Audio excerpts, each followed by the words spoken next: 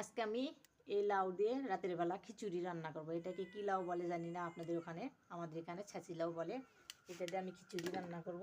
অর্ধেকটা আমি কেটে নিয়েছি, এই যে এখানে আলু কেটে নিয়েছি, এই যে কাঁচামরিচ, পেঁয়াজ, মরিচ, হলুদ, যত যা লাগে সব এখানে নিয়ে নিয়েছি। আর এখানে গরুর মাংস না ভাই, কি আপু, গরুর তেল দিয়ে আমি রান্না করব।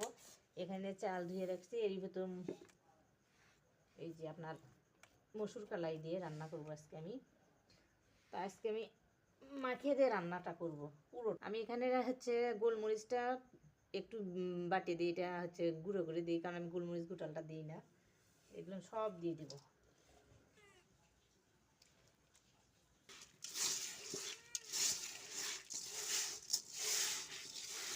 আমার মাখা হয়ে গেছে, এগুলো এখন আমি দিয়ে দেব।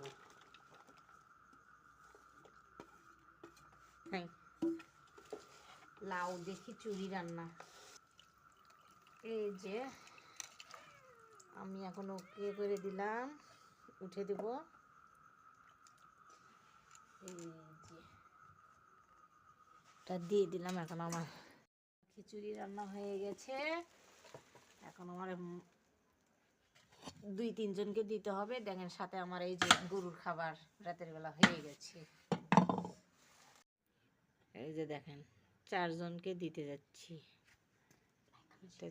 4 জনকে দেওয়ার লেবে, একটা চাচি শাশুড়ি, আর একটা চাচি শাশুড়ি, আর একটা চাচি শাশুড়ি, আর একটা চাচি শাশুড়ি এখানে।